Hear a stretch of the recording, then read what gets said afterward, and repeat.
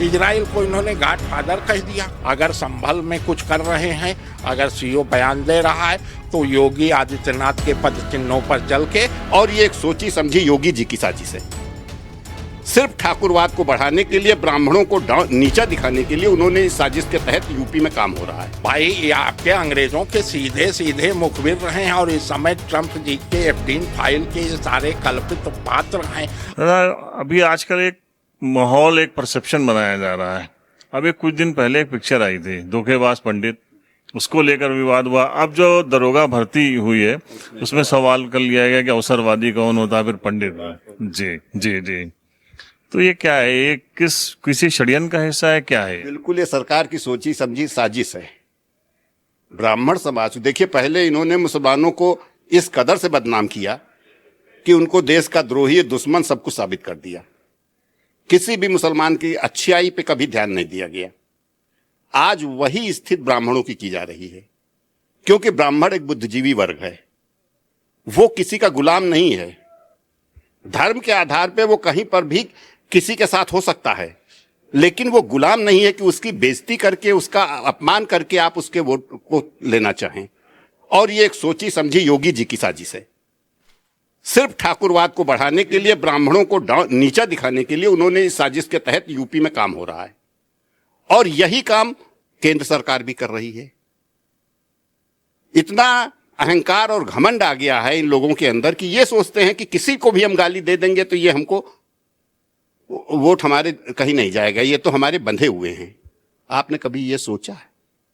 हमारी कौम, ब्राह्मण कौम, वो कौम है जिसमें परशुराम जैसे लोग हुए हैं। अगर हम अपने आत्मसम्मान को न बचा सके तो हम क्या बचाएंगे अपना? आत्मसम्मान पहले है, इसके बाद मेरे लिए धर्म है, दुनिया है, सब कुछ है। तो आत्मसम्मान जहां मेरा जाएगा वहां पे मैं कभी नहीं खड़ा होना चाहूंगा।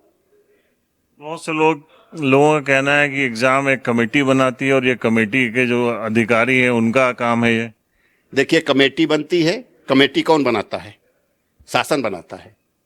आज ही पेपर में मैंने पढ़ा है कि साहब यूपी पुलिस ने एक कहा है कि साहब प्रश्न पत्र पर कोई चर्चा नहीं कर सकता। क्यों नहीं करेगा? आप किसी समाज को गाली देंगे, आपकी चर्चा नहीं की जाएगी? आप कौन होते हैं चर्चा से रोकने वाले? आपने प्रश्न पत्र दिया क्यों? वो प्रश्न पत्र दिया, वो सार्वजनिक हुआ, और जब सार्वजनिक हुआ तो उस पर चर्चा होगी। किन किन पे मुकदमे आप लिखाओगे? लिखाओ। तानाशाही हो गई। हम विरोध करने के लिए अगर अपने घर से निकलना चाहे तो मेरे घर पे पुलिस सुबह से बैठ जाएगी। ये लोकतंत्र है। लोकतंत्र को इस तरह नहीं लोकतंत्र होता है। महात्मा गांधी ने अंग्रेजों के खिलाफ सत्याग्रह किया था, उनको नहीं कभी घर में कैद किया गया, सड़क पे निकलते थे। कांग्रेस के शासन में देख लीजिए कितने प्रदर्शन हुए, कभी किसी को रोका गया? आज तो साहब सूचना मिल जाए कि हाँ साहब इस जगह पे ये चीज, 4 लोग ये कहने वाले हैं, तो पुलिस शाम ही को कहिए आपको उठा के थाने में बिठा ले। इसको कहते हैं तानाशाही। अब आप समझ लीजिए कि ब्राह्मणों के साथ यही अत्याचार होगा। ये इसके पीछे क्या लॉजिक था? क्यों इस तरह पे सवाल किया गया? नहीं, ये सवाल इसलिए किया गया, आपको बता तो रहा हूं कि उनको, ब्राह्मणों को डाउन करना, गिराना है। यूजीसी से उनको नुकसान हुआ। यूजीसी का विरोध सबसे ज्यादा ब्राह्मणों ने किया। उस यूजीसी के विरोध की वजह से इनको यह लगा कि सवर्ण वोट तो मेरा जा ही रहा है, ये भी वोट ना चला जाए, तो उसको चुपके से सुप्रीम कोर्ट से रुकवा दिया। अब फिर बैकवर्ड और SC ST को खुश करने के लिए इस तरह के शब्दों का इस्तेमाल किया गया है। यह सिर्फ वोट बैंक की राजनीति है। जो भी परीक्षाएं होती हैं उनका जिम्मेदार कहते हैं भाई, अगर परीक्षा गड़बड़ हुई तो सरकार की जिम्मेदारी। ये तो बिल्कुल सही बात है, सरकार जिम्मेदार है। कमेटी बनती है, कमेटी पेपर बनाती है, पेपर बनाने के बाद वो स्क्रूटनी के लिए जाता है, स्क्रूटनी के बाद उसकी जांच होती है, जांच होने के बाद वो पेपर आता है, फाइनल होता है। ऐसा नहीं है कि पेपर बनाने वाले ने पेपर दिया और पेपर छप गया और बढ़ गया, ऐसा नहीं है। मतलब कह सकते हैं कि महज एक इत्तेफाक नहीं था, एक सोची समझी नहीं, ये सोची समझी साजिश है और सरकार की साजिश है। हमारे साथ सीनियर अधिवक्ता रणधीर सिंह सुमन जी हैं।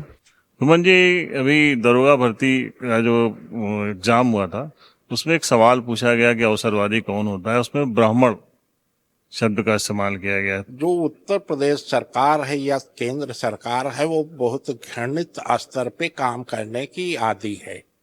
उन्होंने जानबूझ के पेपर में ये करके आपके पंडितों को आक्रोशित भी किया है और उसके बाद मलहम लगाने के लिए कोई कार्रवाई कर देंगे। जैसे अभी यूजीसी के मामले में उन्होंने कानून बनाया और फिर उसके बाद सुप्रीम कोर्ट में जाके स्टे भी करा दिया। तो इनका कोई स्तर, शासक वर्ग का इस समय कोई स्तर हाई ही नहीं है। अभी शंकराचार्य अभिसरानंद भी बना सकते हैं कि फर्जी FIR भी इलाज करा दें। तो इनका कोई स्तर नहीं है भाई साहब। क्या इसके, अगर आप कह रहे हैं ये खेल है, तो इसके पीछे खेल का क्या मकसद है? ब्राह्मण लोगों के मलहम लगाना, क्योंकि ब्राह्मण आपके योगी आदित्यनाथ की जातिवादी नीतियों के कारण ब्राह्मण उत्तर प्रदेश में सबसे ज्यादा परेशान है। तो उसको इसी बहाने वो मलहम लगाएंगे कि हर्रा लगे न फिटकी रंग आवे चोखा, क्योंकि आपके उसमें कुछ करना नहीं। उसमें जिन लोगों ने पर्चा बनाया है, जांच कमेटी बना के हल्का फुल्का दंडित कर देंगे, बात खत्म हो गई और ब्राह्मण खुश हो जाएगा। निश्चित रूप से आपके इनके द्वारा या इनकी सरकार द्वारा अगर कोई भी चीज की जा रही है तो सियासत के बगैर नहीं की जा रही है। अगर संभल में कुछ कर रहे हैं, अगर CO बयान दे रहा है तो योगी आदित्यनाथ के पद चिन्हों पर चल के बैक भी होते हैं। भाई ये आपके अंग्रेजों के सीधे सीधे मुखबिर रहे हैं और इस समय ट्रंप जी के Epstein फाइल के सारे कल्पित पात्र हैं। और अगर उनके सारे वीडियो सारी चीजें आ गई तो 6 महीने के बच्चे के साथ जो इन लोगों ने Epstein फाइल में किया है वो अद्भुत है। ये तरह तरह की फाइलें बनाते रहे, कभी केरल फाइल बनाते रहे, कभी बंगाल फाइल, लेकिन असली फाइल इनकी Epstein फाइल तो अमेरिका में आ गई और उससे ब्लैकमेल हो रहे हैं। इजराइल को इन्होंने गॉडफादर कह दिया। जो आपका स्वाभाविक मित्र ईरान है, जो आपका स्वाभाविक मित्र परंपरागत मित्र रूस है, उसके विरोध में जाके आप इजराइल और अमेरिका की वकालत कर रहे हैं और निंदा तक नहीं कर पाए। एक राष्ट्राध्यक्ष जो आपका मित्र हो, जहां आपने कई हजार करोड़ रुपए चाहबार में लगा रखे हो, मित्रतापूर्ण व्यवहार रहा हो, उसके राष्ट्राध्यक्ष की हत्या हो जाए और भारत उसकी निंदा या शोक प्रस्ताव न कर पाए। यह अद्भुत देश है, अद्भुत नेता लोग हैं। ये बिके हुए, आजादी के पहले से बिके हुए लोग हैं और अब भी बिके हुए रूप में काम कर रहे हैं। हमारे साथ जिला बार एसोसिएशन के पूर्व अध्यक्ष बाराबंकी के हरीश अग्निहोत्री जी मौजूद हैं। हम उनसे पूछेंगे कि ये एक सरकारी परीक्षा में इस तरीके का सवाल, इसका दूरगामी परिणाम सोच समझ के ये किया गया है, जिससे हमारा देश जो जाति पाति के बंधनों से मुक्त होना चाहिए और वो कभी इस चीज़ से हो ही ना सके। ये जो कमेटी है जो प्रश्न पत्र वगैरह बनाती हैं, उनके ऊपर इस तरह का ज़रूर कोई नियंत्रण होना चाहिए कि ऐसे प्रश्न जो इसकी कोई उस समय ज़रूरत भी नहीं इस जगह पूछे जाने की, और उस जगह पे पंडित का इस्तेमाल करना, या मान लीजिए पंडित के अतिरिक्त किसी अन्य जाति, उसमें दलित लिखा जाता, यदि उसमें मुस्लिम लिखा जाता या ठाकुर लिखा जाता, कुछ भी लिखा जाता, तो वो उसकी कोई ज़रूरत नहीं थी प्रश्न पत्र में या क्वेश्चन में इस तरह का कोई बात रखे जाने की। तो साफ साफ ये जाहिर है कि ये देश कैसे कमज़ोर हो, इसका षड्यंत्र जो विदेशी शक्तियाँ चाहती हैं कि देश को कमज़ोर करना। आपने देखा होगा कि जैसे हमारे बगल में बांग्लादेश में हुआ, नेपाल में हुआ, पाकिस्तान का तो कोई कुछ बात ही करने की ज़रूरत नहीं है। बस इंडिया है जो एक मजबूती की तरफ बढ़ रहा है, जो जिसकी GDP बढ़ रही है, जो एक प्रगतिशील में अब देश ना कहा जाएगा बल्कि प्रगति कर चुका, अब वो बराबर में खड़ा हो गया है दुनिया के बड़े देशों के साथ में। तो उसको किस तरह से कमज़ोर किया जाए, केवल बस हमारे यहाँ अगर जातिवाद, संप्रदायवाद, अगर इस चीज़ को थोपा जाए और इसको इसमें घी का डालने का काम किया जाए तो देश कमज़ोर होगा। और ये घी डालने का काम ही हुआ है। जो इस तरह के कुछ ऐसे तत्व बैठे हुए हैं जैसे यूजीसी में भी आया, जिसमें माननीय सुप्रीम कोर्ट ने इंटरवीन किया, उसी तरह ये भी है कि प्रश्न पत्र बनाने वाले तत्व, इनकी जांच होनी चाहिए कि कौन से लोग हैं जो इस विचारधारा से विद्वेष फैलाने का प्रयास कर रहे हैं।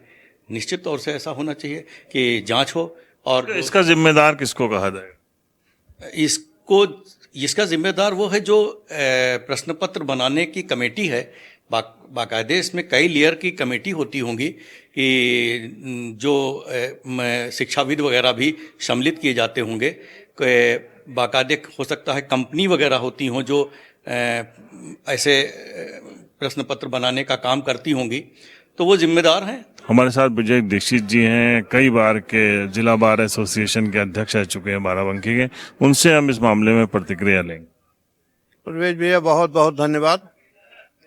अच्छा सवाल है। इस समय तो प्रदेश स्तर पे छाया हुआ है। मेरे अपने दृष्टिकोण से इसकी तो बड़ी बृहद व्याख्या है। पंडित है, ब्राह्मण है। पंडित तो एक जात बिरादरी को कहा ही जाता है, और दूसरा एक उसका अर्थ ये भी लिया जाता है कि जो किसी सब्जेक्ट में प्रकांड विद्वान है उसको भी पंडित माना जाता है। तो अगर उसका लिया गया कि प्रकांड विद्वान पंडित, अगर एक जात बिरादरी का विशेष का लिया गया पंडित, तो दोनों शब्दों से, दोनों विषयों से ये कतई मेल नहीं खाता है कि एक बेईमान की पर्याय के ऑप्शन में एक पंडित को लिखा जाए और तमाम जो उसके और ऑप्शन हुए वो भी लिखे जाएं। तो कहीं ना कहीं ये शब्द अच्छा नहीं है, और सरकारी परीक्षा में इस तरह के शब्दों का चयन करना कतई नितांत नहीं है।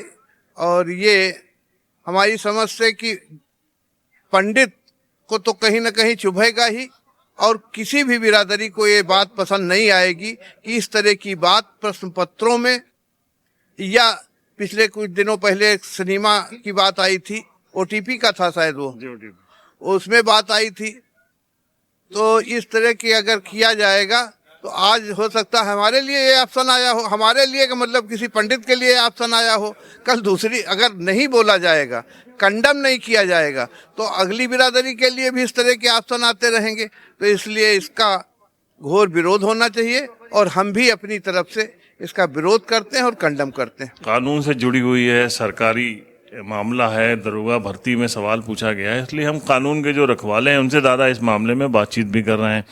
हमारे साथ जिला बार के पूर्व महामंत्री सुरीत अवस्थी जी हैं। ये प्रवेश भाई एक प्रयोग है।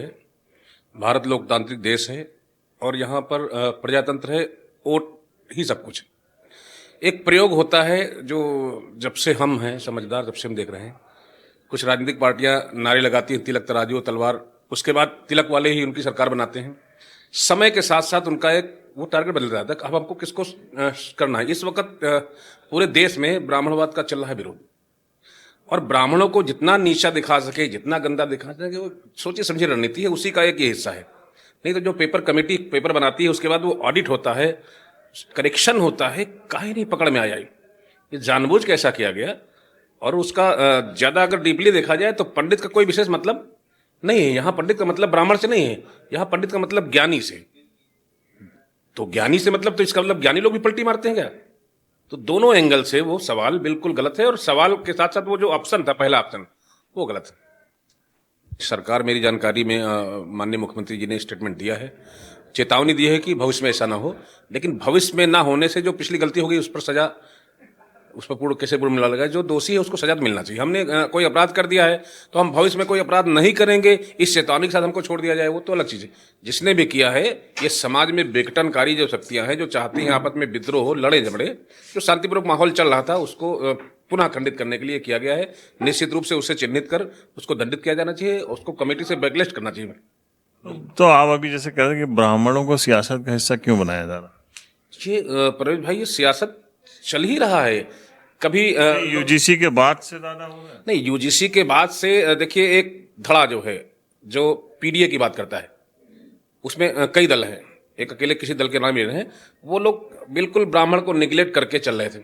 उनका एक मुद्दा मिला कि नहीं हम इस मुद्दे पर ब्राह्मण को भी घसीट लेंगे। लेकिन ये भारत की राजनीति है, भारत का दुर्भाग्य है कि हमको आपको जैसा भी हरीश सरदार ने बताया कि हमको आपको बांटकर बचपन से हम आप एक थाली में खाते, एक साथ बैठते उठते रहे, लेकिन जैसे जैसे हमारी उम्र बढ़ती चली, हमारे आपकी बीच दूरियां होती चली, तो इसकी वजह सिर्फ सियासतदान है। आज हम दल में नहीं है, सत्ता दल में नहीं है, लेकिन हम माने जाते हैं ब्राह्मण होने के नाते कि हम भाजपा से हैं, हम उसमें चमन्नी के मेंबर भी नहीं माने जाते हैं। अगर हम परवेश भाई आपकी सिफारिश कर दे, आपकी पैरवी कर दे, अभी एक हत्याकांड हुआ, जगन हत्याकांड हुआ, हमारे अधिवक्ता साथी मारे गए शोएब कदीर बाबी जी, उस हत्याकांड पर हमने जब अपोज किया तो हमको लोगों ने कहा कि कहाँ उसके चक्कर में पड़े हो, फला तो फला कम्युनिटी से। तो ऐसी मानसिकता भी खत्म नहीं हुई है, और इस मानसिकता के लोग जहां कहीं भी हैं कुछ ना कुछ नया करते रहेंगे, जिससे समाज में विघटन होता रहे और उनकी दुकान चलती रहे। हमारे साथ वरिष्ठ उपाध्यक्ष कौशल किशोर त्रिपाठी जी हैं। त्रिपाठी जी, ये इस तरीके का सवाल एक परीक्षा में पूछा जाना, नहीं, ये बिल्कुल गंदी बात है। इस तरीके के सवाल उसमें होने चाहिए, कोई भी जातिगत सवाल नहीं होना चाहिए, पंडित ही नहीं किसी जाति पर सवाल नहीं होना चाहिए। जिसने भी बनाया है ये बिल्कुल गलत है, मैं इसकी निंदा करता हूँ।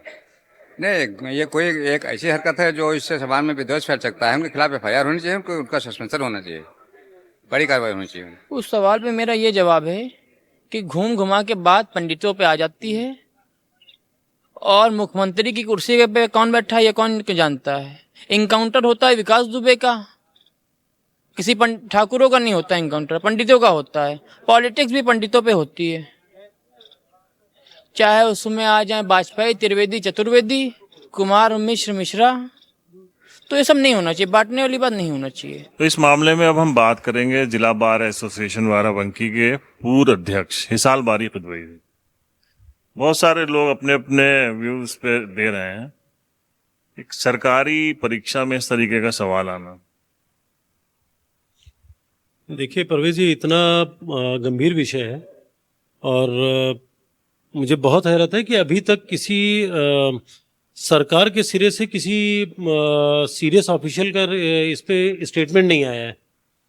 तमाम ऐसी चीज़ें हैं जो सोसाइटी में मशहूर होती हैं, बिरादरी अलग अलग उनके लिए, छतरी बहुत बहादुर होते हैं, कायस्थ बहुत पढ़े लिखे होते हैं, दिमागी होते हैं, किसी के लिए प्लस किसी के लिए माइनस, कोई निगेटिव भी इस तरह की बातें मजाक मशहूर होते हैं।